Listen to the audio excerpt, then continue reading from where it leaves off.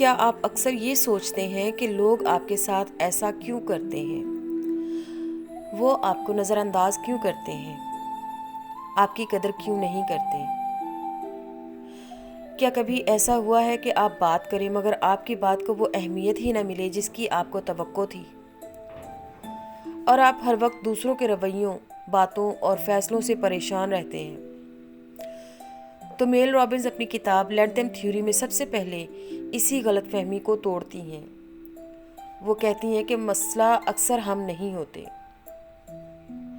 مسئلہ یہ ہوتا ہے کہ ہم غلط لوگوں، غلط جگہوں اور غلط رشتوں سے خود کو جوڑ لیتے ہیں۔ بعض اوقات سب سے بہترین رد عمل تو یہ ہونا چاہیے کہ ہم دوسروں کے رویوں سے لڑنے کے بجائے انہیں ان کے حال پر چھوڑ دیں۔ کتاب میں وہ واضح کہتی ہیں کہ زندگی میں دو طرح کے رشتے ہوتے ہیں، ایک قدرتی اور دوسرے مصنوعی۔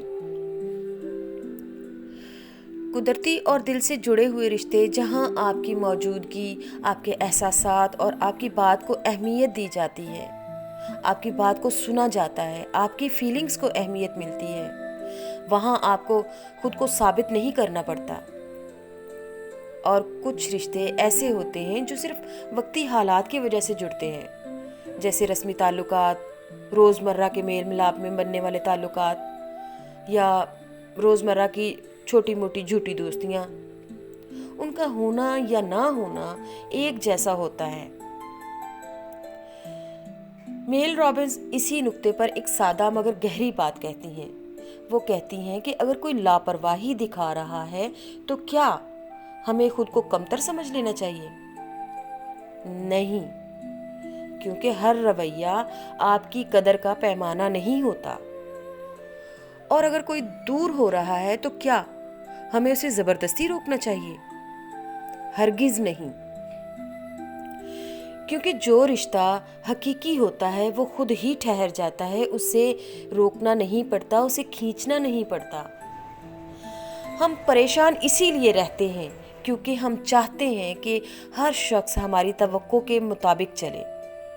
ہم چاہتے ہیں کہ سب ہمیں سمجھیں، سب ہماری طرح محسوس کریں، لیکن حقیقت یہ ہے کہ ہر تعلق، ہر رشتہ اسی درجے کا نہیں ہوتا۔ اب سوال یہ ہے کہ پھر ہمیں آخر کرنا کیا چاہیے؟ تو اس کا جواب بہت سادہ سا ہے کہ ہمیں اپنی توجہ اپنی طرف واپس لانی چاہیے، خود کو ہلکان نہ کریں۔ اگر کوئی جواب نہیں دے رہا تو ہمیں اپنی توانائی خود پر لگانی چاہیے۔ اگر کوئی آپ کی قدر نہیں کر رہا تو آپ کو اپنی قدر خود قائم رکھنی چاہیے۔ یہ رویہ بے حسی نہیں کہلاتا، یہ خودداری کہلاتا ہے۔ میل رابنز لکھتی ہیں کہ جب آپ دوسروں کے فیصلوں کو اپنے دل پر لینا چھوڑ دیتے ہیں تو ذہنی دباؤ خود بخود کم ہونے لگتا ہے۔ آپ دوسروں کو کنٹرول نہیں کر سکتے، لیکن یہ فیصلہ تو ضرور کر سکتے ہیں کہ کون سا رویہ آپ کے اندر جگہ پائے گا۔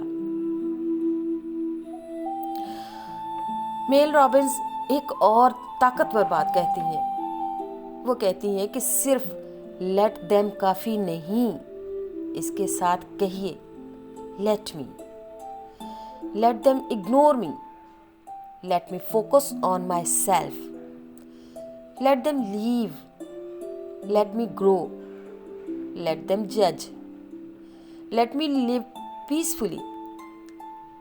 یہی اصل طاقت ہے۔